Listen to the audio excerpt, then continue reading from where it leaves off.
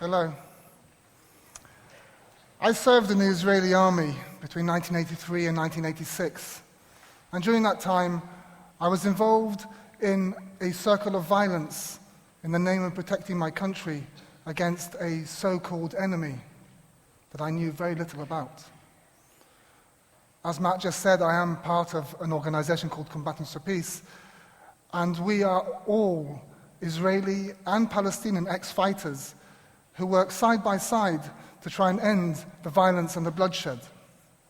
Part of this process, we tell personal stories of transformation from violence to non-violence, this as a means of humanizing each other. In this process, we come to realize that despite our history, our differences, and our conditioning, we're no longer enemies. My own personal journey of humanizing the Palestinians has taken me near enough to 20 years.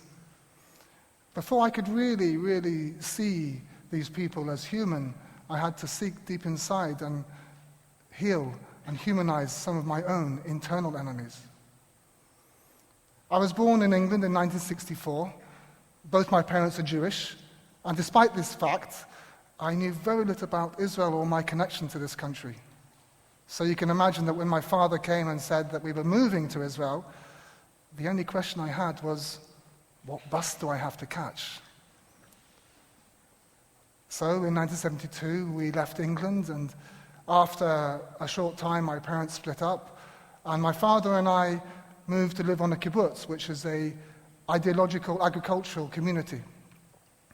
In 1973, the Yom Kippur War broke out, and as a 9-year-old boy from London, I started to experience blackouts and days off school in bomb shelters. And I also remember a distinct lack of men around. So this early notion of there being an enemy out there that wants to kill me started to trickle through. The brainwashing starts early. And with it, the dehumanizing process. This enemy, the Arabs as we called them, were around in many different aspects of my life. They worked our fields, they built our homes, they played in football teams which we were told that we should be particularly scared of.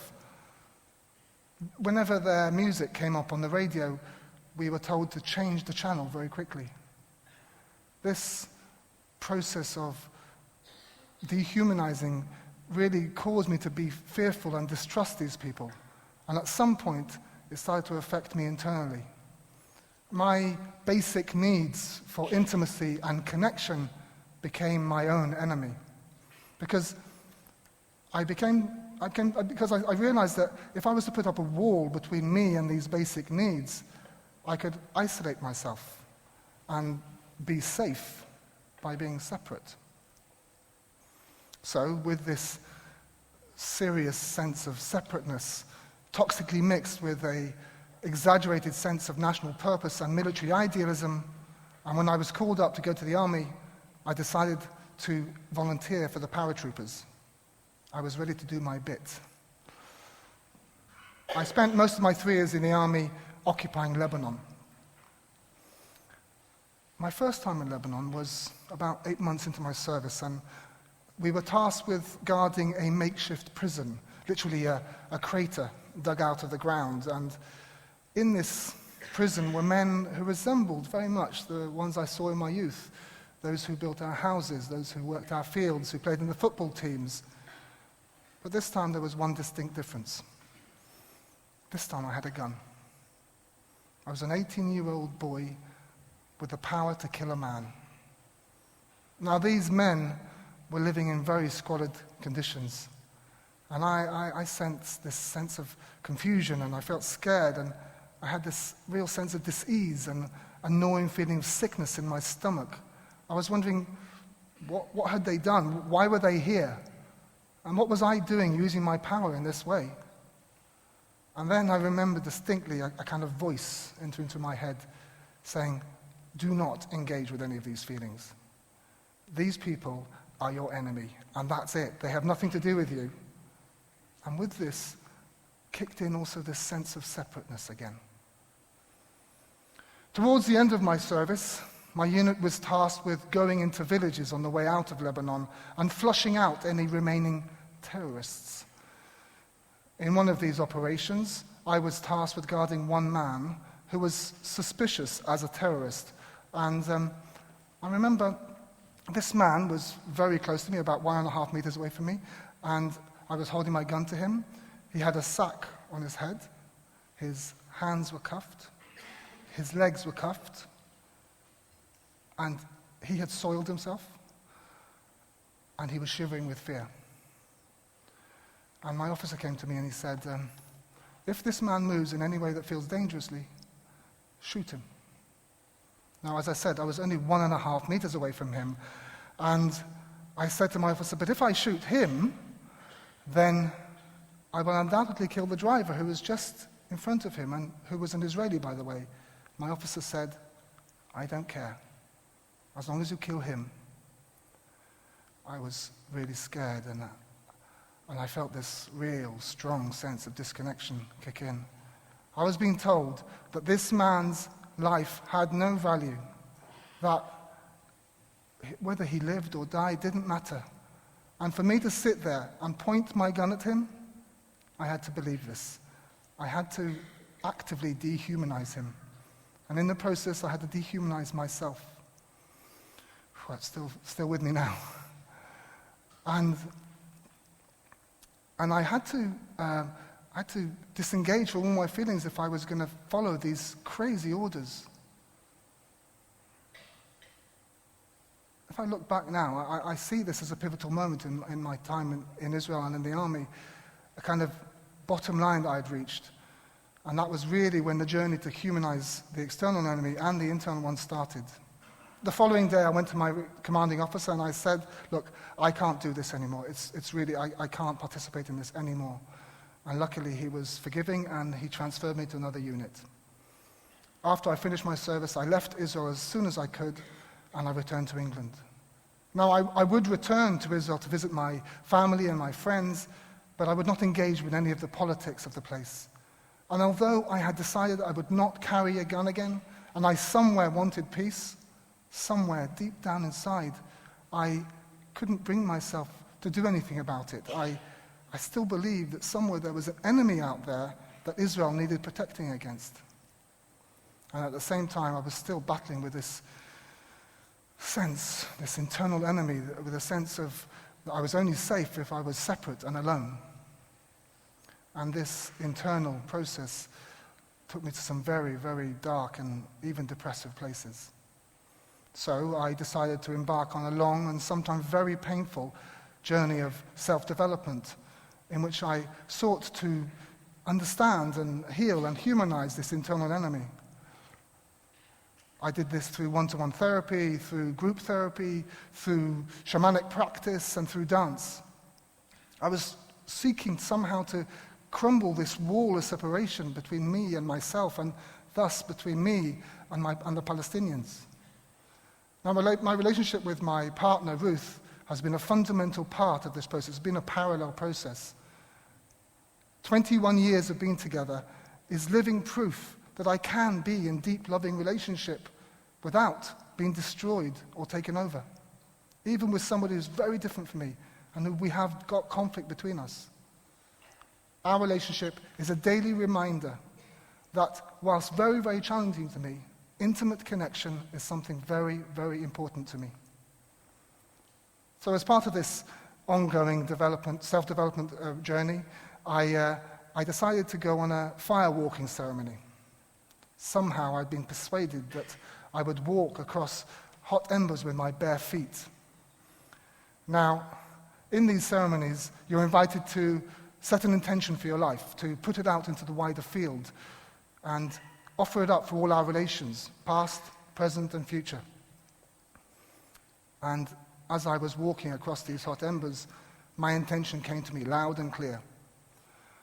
I want to end the conflict inside myself, with my partner, and for all my people.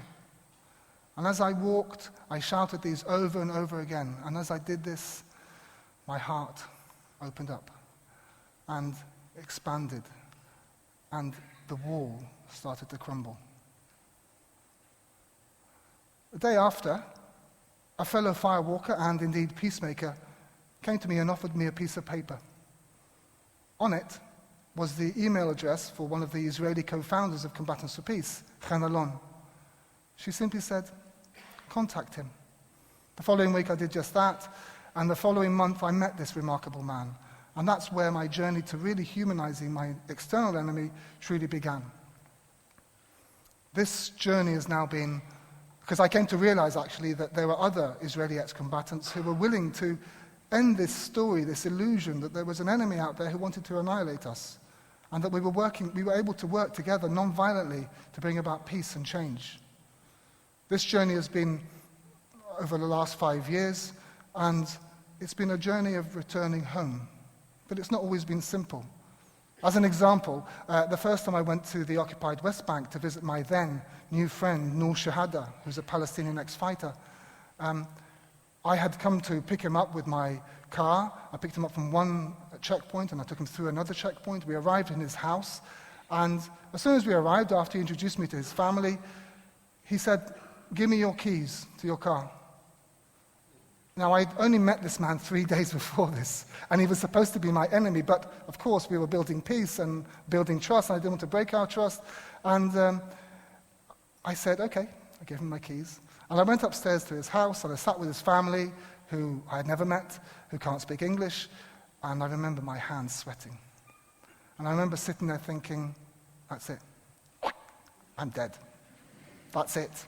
I'm not going to make it. Combatants for Peace is just an illusion. It's not real. And then he turned up 40 minutes later and said, "Do you want some lunch?" Yeah? Here's the keys. Of course, my condition was so strong, and it's not just a minute, and that's it. Humanize the enemy. It took some time. Noor says that what Israelis really need to do is take the occupation out of their hearts. And he's right. This sense of fear and hatred and separation is just a shackle around our heart. And if we can release that shackle, then we have endless potential for transformation and freedom. Now, I have many, many Palestinian friends. Muhammad, Muhannad, Khdel, Munir, Mahmoud, to name but a few. They're all Palestinian ex-fighters, all fellow combatants for peace. They're supposed to be my enemy. But of course they're not. Not anymore. They are my friends. They're my fellow peace warriors. There's no way that I can in any way kill them or in any way harm them. They have sons, they have daughters, they have fathers, mothers, brothers, sisters. They have fears and frailties. Some of them support Real Madrid and some of them support Barcelona. That's not their fault. And you know, they're human just like me. They live on this land just like me, and they have the right to freedom on it. Their freedom is my freedom. I'm really aware that lives have been wrecked by conflict, by war, and by violence. Conflict causes pain to individuals, families, and whole communities. And there are real perpetrators who carry out horrific acts which are really unforgivable. And I'd like to ask us and invite us all here today and everywhere to take a deep look inside and seek to really humanize and to really heal and forgive these parts of ourselves. Because if we can start to do that, then maybe we can start to make peace. Maybe. Peace inside ourselves and peace with the enemies we meet outside. Thank you very much.